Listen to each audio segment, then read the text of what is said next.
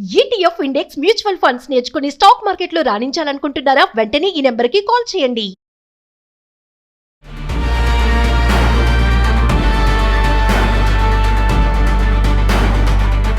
నమస్తే, welcome back to Suman TV. Present మనతో పాటు ఉన్నారు TEDx speaker, legendary award winner in real estate, realtor oxygen and founder doctor Nandi Rameshwar Rao. నమస్తే sir. 60,000 salary ఉన్న ఒక ఫ్యామిలీ, ఇద్దరు పిల్లలు, వైఫ్ అండ్ హస్బెండ్, హౌస్ కొనాలని ప్లాన్ చేస్తున్నారు. అంటే వాళ్ళు ఫినాన్షియల్లీ ఎలా ప్లాన్ చేసుకోవాలి, డిసిప్లిన్ అనేది మస్ట్ అని చెప్పి చాలా వీడియోలో కూడా మీరు చెప్తా ఉంటారు. ఫినాన్షియల్లీ ప్లాన్ ఉండాలని చెప్తా ఉంటారు. అంటే 60,000 జీతం ఉన్న వాళ్ళు ఇల్లు కొనాలి అని అంటే అసలు కొనడం అనేది కరెక్టేనా? అసలు 60,000 జీతం ఉన్న వాళ్ళు అని అంటే ఒకళ్ళే మళ్ళీ ఎంప్లాయ్, అక్కడ వైఫ్ ఏం చెయ్యరు. అంటే మీరు చెప్పేటటువంటి సజెషన్స్ ఏంటి సార్? ఇది genuine problem across the country. ఎందుకంటే though literacy is going up compare to ఇప్పుడు నార్త్ ఈస్ట్ లిటరసీ అనేది మనం వేరు ఫార్ అహెడ్ కంపేర్ టు కొన్ని states.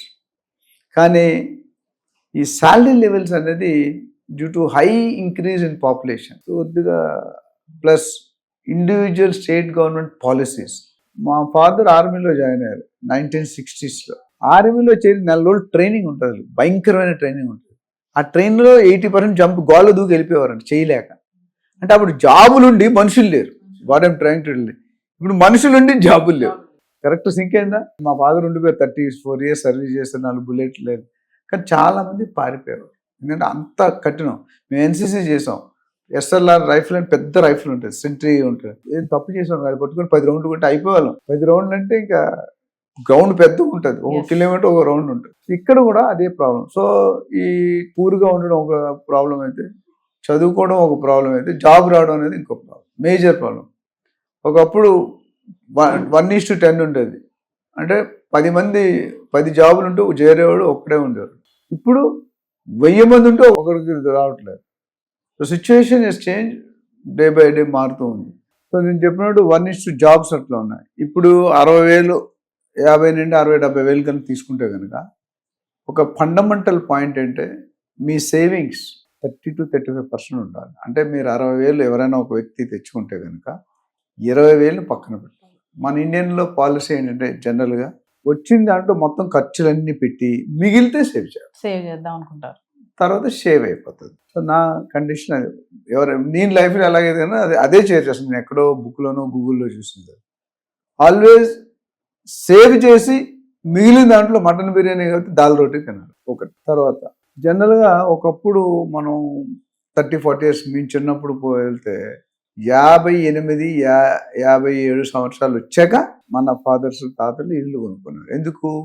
PF, gratuity, government jobs కదా ఎక్కువ, ప్రైవేట్లో కూడా ఉంటాయి. మొత్తాన్ని ఆ 25%, 30% మార్జిన్ పెట్టుకుని మనం కొనుక్కునేవారు. అప్పుడు లోన్ కండిషన్లు వేరు. ఇప్పుడు లక్కీగా ఏంటంటే fortunately people are able to buy houses at 30 years, 35 years, even sometimes 25 years. మనం ఈ మధ్యలోనే చేసాం. ఒక అమ్మాయి టెక్సాస్లో ఉంటారు, 26 సంవత్సరాల్లో ఒక 50 లక్షల ప్రాపర్టీ కొనుక్కుంది. And 50% loan, 50% direct. ఇప్పుడు ఈ 60,000లో నేను చెప్పిన లేక 20,000 కానీ సేవ్ చేసే సంవత్సరానికి 2.5 లక్షలు. కాబట్టి ఎవ్రీ ఇయర్ ఒక 10-20% శాలరీ పెరుగుతుంది అనుకుంటే ఈ 20 కాస్ట్ 25. మన యావరేజ్ లెక్కన 30,000 తీసుకున్నాం. సంవత్సరానికి 3 లక్షలు, 10 years 30 lakhs అంతే, 30 lakhs రైట్. సో 30 lakhs పెట్టుకుంటే మీరు ₹1 కోటి ప్రాపర్టీ కొనుక్కోవాలి. అది నేను నార్మల్గా మినిమం శాలరీ రేంజ్ చూసుకుంటే ఇండియాలో 50,000 నుండి 1,00,000 ఉంది. ఈ ఐడియల్గా చూసుకుంటే 10 years తర్వాత 25-30 lakhs మీ చేతిలో ఉంటాయి. ఎప్పుడు నేను చెప్పినట్టు 35% మీరు సేవ్ చేస్తే, లేకపోతే the time may vary. So మీరు ఇక్కడ హస్బెండ్ ఒకటే, ఫ్యామిలీ ఉంటే వైఫ్ కూడా చేస్తే వేరే సోర్స్ ఉంటుంది. ఈ ఒక్కడాన్ని తీసుకుంటే కనుక సో 10 yearsలో you can buy a 1 crore property. అందులో కూడా ఎలా 1 crore లోపు అయితే 25% మార్జిన్ మనీ పెట్టాలి. 25% అంటే 25 లక్షలు మీ దగ్గర ఉన్నాయి. వర్స్ట్లో తీసుకున్నా 75 లక్షలు మీకు సర్వీస్ ఉంది కాబట్టి, 35 అంటే ఇంకా 25 years సర్వీస్ ఉంది కాబట్టి మీరు 10, 20, 25 సంవత్సరాలు లోన్ టైం తీసుకోవచ్చు. మీరు ఎంత లోన్ తీసుకుంటారు? 75 లక్షలు. అంటే దాదాపు 68,000-70,000 ఈఎంఐ పడుతుంది. అప్పుడు ఆ శాలరీ ఉంటుంది కాబట్టి మనం అదే డబ్బులు మార్జిన్ మనకు అది ఎక్కువ ఇంకా తగ్గుతుంది. సో టైం ఎక్కువ, మీరు ఎక్కువ లేకపోతే 20-30 years లోన్ వరకు ఇస్తారు. మీ ఏజ్ 60 వరకు లోన్ వస్తుంది. సో ఇక్కడ 35 తీసుకుంటే 25 years ఉంటే ఈఎంఐ తగ్గుతుంది. సో ఆ విధంగా మీరు కొనుక్కునే కెపాసిటీ. అంటే ప్లాట్ కొనుక్కోవాలా, ఫ్లాట్ కొనుక్కోవాలా, ఇల్లు ఇండిపెండెంట్ ఉంటే రేట్లు మీకు ఉన్న ఆదాయం బట్టి మీకు 2 లక్షలు ఉంటే ఈజీగా ప్లాట్కు బదులు ఫ్లాట్ కొనుక్కోవాలి.